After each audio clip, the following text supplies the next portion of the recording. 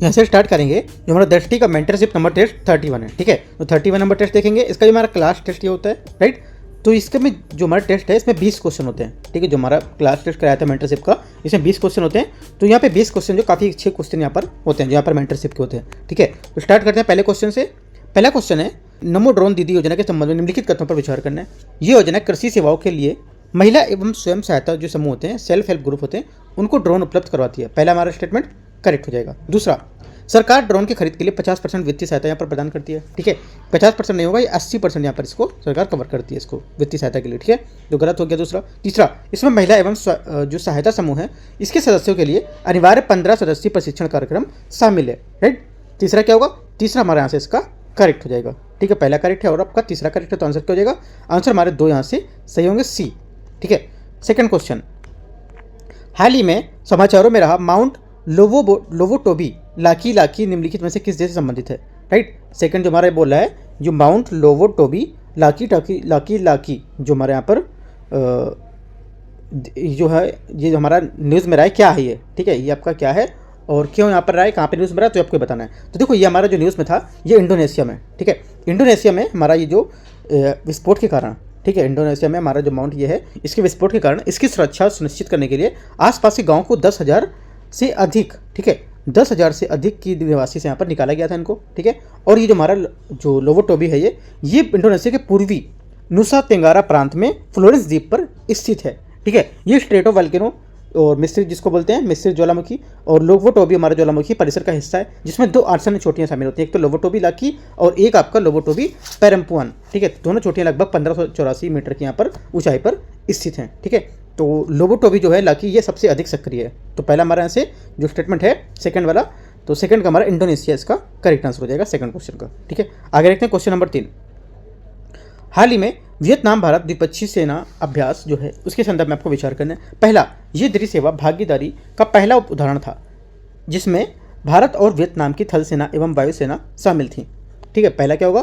पहला स्टेटमेंट हमारे यहाँ से इसका करेक्ट हो जाएगा। दूसरा, यह अभ्यास जयपुर में आयोजित यहाँ किया गया था, ठीक है। सेकंड हमारे यहाँ से गलत हो जाएगा, क्योंकि ये भारत के अंबाला के जो चंडी मंदिर है वहाँ पर हुआ था, तो हमारा ये गलत हो जाएगा। पहला आपका करेक्ट है। तीसरा, इस अभ्यास का प्राथमिक उद्देश्य संयुक्त राष्ट्र शांति अभियान के जो संयुक्त क्षमता है उसको बढ़ावा देना था, ठीक है। तो हमारा क्या है? तीसरा स्टेटमेंट हमारे यहाँ से इसका करेक्ट हो जाएगा, ठीक है। दो बातें हमारे यहाँ से करेक्ट हैं, तो आंसर क्या हो जाएगा? आंसर हमारा हो जाएगा 1 और 3, सी स्टेटमेंट यहाँ से करेक्ट हो जाएगा, ठीक है। आगे क्वेश्चन नंबर 4 देखते हैं। हाल ही में खबरों में रहा जो थाइडो जनजाति है उसके बारे में आपको विचार करना है कि किन राज्यों में पाई जाती है, ठीक है। जो हमारी थाइडो जनजाति है ये पाई जाती है आपके मणिपुर में, ठीक है। मणिपुर में अभी तो मणिपुर में यहाँ पे इसका करेक्ट आंसर हो जाएगा। नवंबर 2024 में थाइडो जनजाति ने जो थाइडो कन्वेंशन 2024 उसके लिए गुवाहाटी असम में बैठक की, जहाँ विभिन्न क्षेत्र के नेता प्रतिनिधि ये सब यहाँ पर इसमें जो जाति है उसकी पहचान की पुष्टि की, जो देकर कहा कि जो थाइडो कुकी समुदाय है उसका हिस्सा नहीं होंगे, ठीक है। थाइडो जो हमारी जनजाति मणिपुर की प्रमुख जनजाति में से एक मानी जाती है, जिसे वर्ष 1956 में राष्ट्रपति के आदेश के तहत इसे मान्यता प्राप्त है, ठीक है। आगे देखते हैं। मणिपुर हमारा न्यूज़ में भी है, क्योंकि अभी यहाँ पर जो राष्ट्रपति शासन लगा उस वजह से भी न्यूज़ में, तो आप थोड़ा सा इससे और जो डीप जाके भी पढ़ सकते हो, राइट। आगे देखते हैं क्वेश्चन नंबर 5। प्रथम एशियाई बौद्ध शिखर सम्मेलन 2024 के संदर्भ में निम्नलिखित तथ्यों पर विचार करना है। पहला, ये शिखर सम्मेलन नेपाल के काठमांडू में आयोजित यहाँ किया गया था, राइट। तो पहला स्टेटमेंट हमारे यहाँ से, जिसमें पूरे एशिया के प्रतिनिधि में भाग लिया था, ठीक है। तो पहला हमारे यहाँ से गलत हो जाएगा, क्यों? क्योंकि ये हमारा प्रथम एशियाई बौद्ध शिखर सम्मेलन नई दिल्ली में आयोजित किया गया था, ठीक है, ना कि नेपाल में, तो गलत हो जाएगा। सेकंड स्टेटमेंट देखते हैं। सेकंड स्टेटमेंट है, इस शिखर सम्मेलन का विषय था रोल ऑफ बुद्धा, ठीक है, धम्मन इज द जो आपके इस हमारे स्ट्रेंथनिंग ऑफ के एशिया है उसके लिए, अर्थात एशिया को सुदृढ़ बनाना और उसको बुद्ध की धर्म की भूमिका निभाना, ठीक है। ऐसा कभी आपको दे सकता है लिख के, तो हमारा आंसर क्या होगा? इसका सेकंड स्टेटमेंट हमारे यहाँ से इसकी करेक्ट हो जाएगा, ठीक है। तो क्या होगा? पहला आपका गलत था, दूसरा आपका यहाँ से करेक्ट हो जाएगा। तो आंसर क्या होगा? आंसर हमारा यहाँ से हो जाएगा, पूछा सही कौन सा है, तो केवल 2 बी। छठा नंबर क्वेश्चन है, निम्नलिखित में से किस हालिया सरकारी पहल का उद्देश्य पारंपरिक जो रूप से सार्वजनिक प्रभुत्व वाले क्षेत्र में निजी क्षेत्र को भागीदारी बढ़ाना, तो कौन सा होगा? देखो इसमें दे रखे हैं 3 स्टेटमेंट। पहला स्टेटमेंट देखते हैं। पहला बोला राष्ट्रीय मुद्रीकरण पाइपलाइन, राइट। तो क्या होगा? पहला हमारा ऐसा इसका स्टेटमेंट करेक्ट हो जाएगा। दूसरा है आत्मनिर्भर भारत अभियान, ठीक है। ये भी क्या होगा? ये भी हमारा स्टेटमेंट इसका करेक्ट हो जाएगा, ठीक है। तीसरा स्टेटमेंट यहाँ पे इसमें जो हमारा महात्मा गांधी राष्ट्रीय गारंटी जो हमारा योजना होता है मनरेगा, उसके बारे में बोला है, ये हमारे इसमें गलत है, क्योंकि ये पूरी तरह सरकार द्वारा वित्त पोषित कार्यान्वयन किया था, जो आजीविका सुरक्षा बढ़ाने के लिए मैनुअल पर ध्यान केंद्रित करता है, जो इस कार्यक्रम में निजी क्षेत्र की भागीदारी में शामिल नहीं है। ठीक है, तो ये हमारा गलत हो जाएगा। तो आंसर क्या होगा? सिर्फ 2 करेक्ट हैं, पहला और दूसरा, तो सी स्टेटमेंट हमारा करेक्ट आंसर होगा।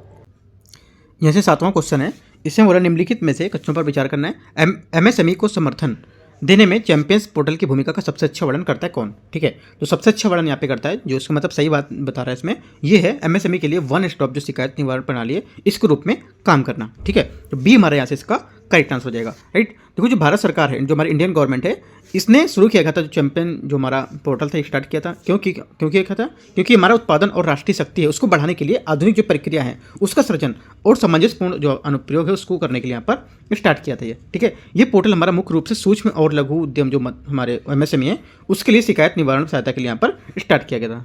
तो बी हमारे यहाँ से करेक्ट आंसर हो जाएगा।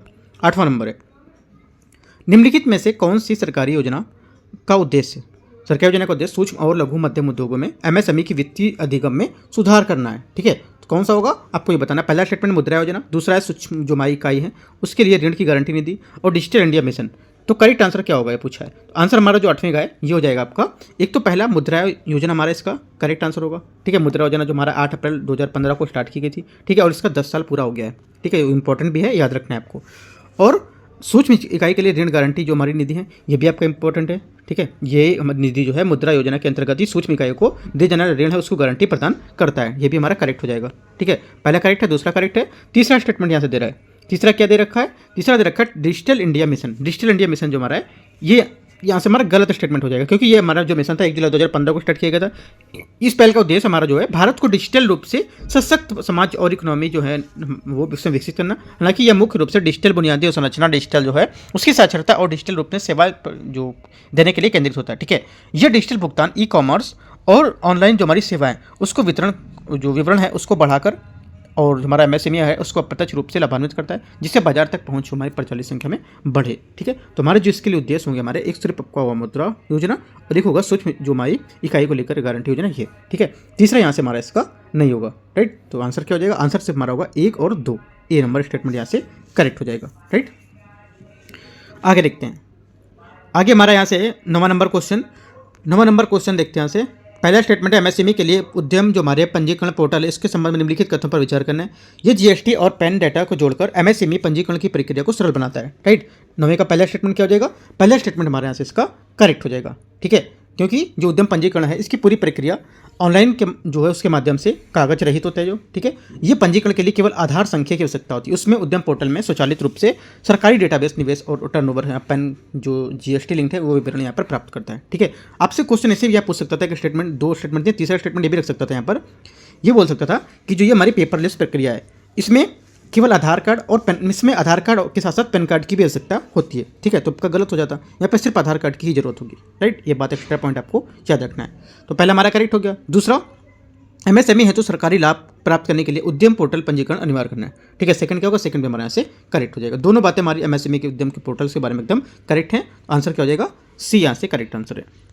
10वां नंबर, दिल्ली मुंबई औद्योगिक गलियारे के बारे में आपको विचार करना है। डीएमआईसी जो दिल्ली मुंबई हमारा औद्योगिक गलियारा है उसमें भारत के 4 राज्यों तक विस्तार है और इसमें 8 औद्योगिक क्षेत्रों का विकास शामिल है। ठीक है, पहला क्या हो जाएगा? पहला स्टेटमेंट हमारा इसका यहाँ से गलत होगा, क्योंकि दिल्ली मुंबई औद्योगिक गलियारा जो हमारा है एक हमारा प्रमुख बुनियादी अवसंरचना परियोजना जिसका उद्देश्य ये 6 भारतीय राज्य जैसे उत्तर प्रदेश, दिल्ली, ठीक है, दिल्ली एनसीआर, राइट, और हरियाणा, राजस्थान, गुजरात और महाराष्ट्र जैसे जो हमारे औद्योगिक क्षेत्र को विकसित करना। तो हमारा पहला गलत हो जाएगा, यहाँ पे 4 राज्य बोल रहा है। दूसरा, वेस्टर्न डेडिकेटेड फ्रंट कॉरिडोर जो है इसकी परियोजना का रीढ़ है। ठीक है, तो सेकंड क्या होगा? सेकंड हमारे यहाँ से स्टेटमेंट एकदम करेक्ट है, क्योंकि जो हमारा ये उच्च गति वाली माल ढुलाई की जो पश्चिमी जो डीएमआईसी है इसके ऋण के रूप में काम करेगी, जिससे क्या वस्तु की कुशल परिवहन की सुविधा मिलेगी और यहाँ पर लागत भी कम होती है। तीसरा, इसका उद्देश्य विनिर्माण और सेवा में आधार को बढ़ावा देना और क्षेत्र के वैश्विक विनिर्माण जो केंद्र हैं उसको यहाँ पर विकसित करना।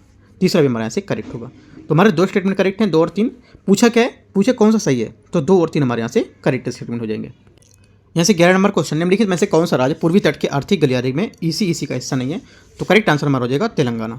तेलंगाना इसका हिस्सा नहीं है, क्योंकि जो हमारा ये गलियारा है ये भारत का पहला तटीय आर्थिक गलियारा है जो पश्चिम बंगाल में कोलकाता से तमिलनाडु में कन्याकुमारी तक लगभग 2500 किलोमीटर तक फैला हुआ है। ठीक है, इसका उद्देश्य होगा कि पूर्वी तट रेखा के साथ बंदरगाह जो आधारित औद्योगिक विकास है इनको बढ़ावा देना, और साथ ही भारत के औद्योगिक समूह उनके दक्षिण पूर्व और पूर्व जो एशिया हैं उनके वैश्विक मूल्यांकन श्रृंखला को एकीकृत करना। ठीक है, जो हमारे ईसी है, ये ईसी दे रखा है, ये जो है ये हमारे किन राज्यों से गुजर जाता है? एक तो हमारा वेस्ट बंगाल से गुजरेगा। ठीक है, दूसरा आपका हो जाएगा ओडिशा, तीसरा आपका हो जाएगा आंध्र प्रदेश, चौथा आपका हो जाएगा तमिलनाडु। ठीक है, यहाँ पे हमारा जो बोल रखा है तेलंगाना, ये आपका गलत होगा। ठीक है, तेलंगाना यहाँ से नहीं होगा, तो आंसर हमारा क्या हो जाएगा 1 2 3।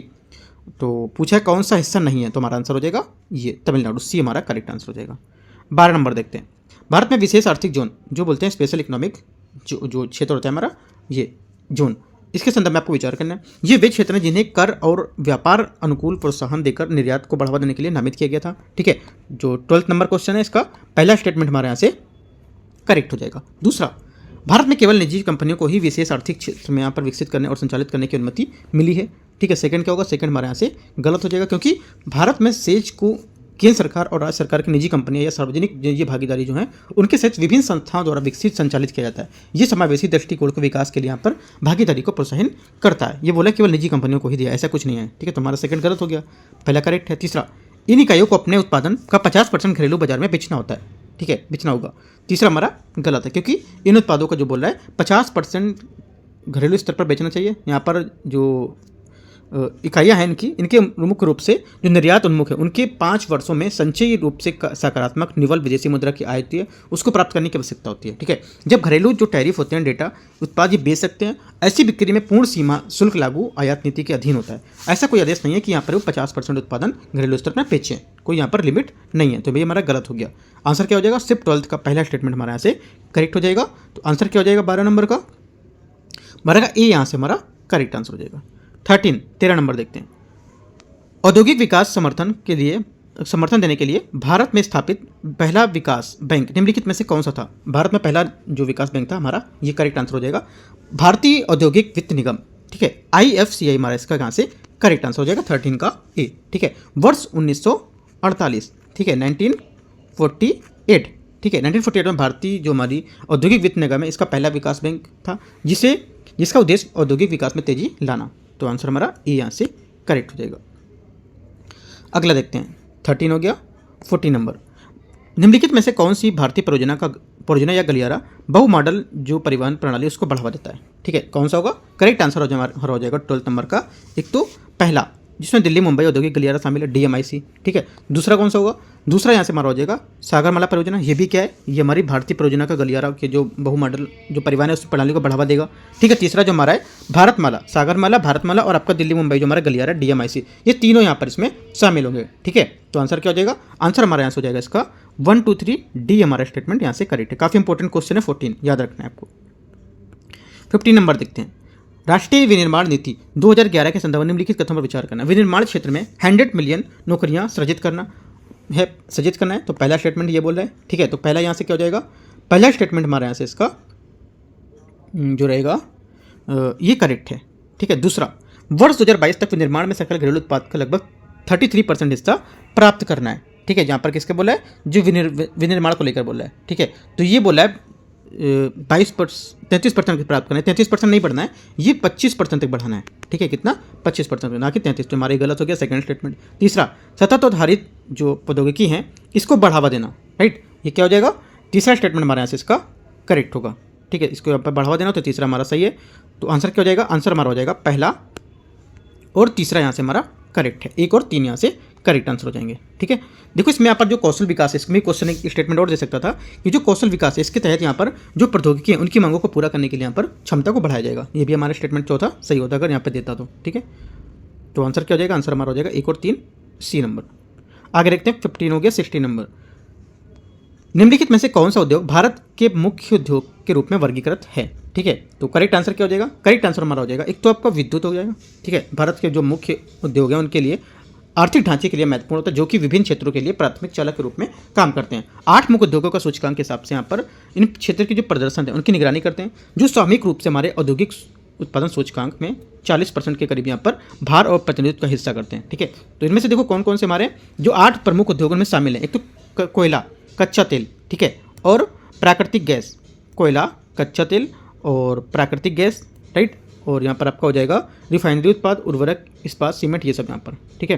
तो हमारा जो आंसर हो जाएगा यहाँ से, आंसर होगा हमारा एक तो हो जाएगा विद्युत, ठीक है, दूसरा आपका सीमेंट और चौथा आपका हो जाएगा इस्पात। दवाई यहाँ पर इसमें नहीं शामिल है, ठीक है। जो हमारे उद्योग है अर्थव्यवस्था में अभिन्न अंग होता है, ये अन्य क्षेत्रों के उत्पादन के जो प्रदर्शन है उसको प्रभावित करता है। और उल्लेखनीय है कि हमारे जो फार्मास्यूटिकल्स हैं उन उद्योगों को यहाँ पर वर्गीकृत नहीं किया गया है, तो आपको याद रखना फार्मास्यूटिकल्स को नहीं किया गया है। Answer 1 to 4 B number. Question number 17 है, 17 नंबर। उत्पादन आधारित प्रोत्साहन योजना PLI के बारे में आपको विचार करना है। ये योजना पात्र निर्माताओं को उनकी वृद्धिशील उत्पादन के आधार पर वित्तीय प्रोत्साहन यहाँ पर प्रदान करती है, ठीक है। 17 का पहला स्टेटमेंट क्या होगा? पहला स्टेटमेंट हमारे यहाँ से इसका करेक्ट हो जाएगा, ठीक है। पहला स्टेटमेंट हमारे यहाँ से सही है। दूसरा देखते हैं, पहले सही क्यों? क्योंकि हमारी जो PLI योजना है घरेलू स्तर पर निर्मित उत्पाद उसकी बिक्री में वृद्धि हासिल करने के जो निर्माता हैं उनको वित्तीय प्रोत्साहन करता है, और ये दृष्टिकोण कंपनी को उत्पादन बढ़ाने और स्थानीय विनिर्माण जो सुविधाएं उसके निवेश करने के लिए यहाँ पर प्रोत्साहित करती है। दूसरा, ये योजना फोकस इलेक्ट्रॉनिक्स और फार्मास्यूटिकल्स निर्माण तक सीमित है, राइट। सेकंड गलत है, क्योंकि ये योजना जो हमारी इलेक्ट्रॉनिक्स फार्मास्यूटिकल जैसे क्षेत्र है उसको लक्षित किया।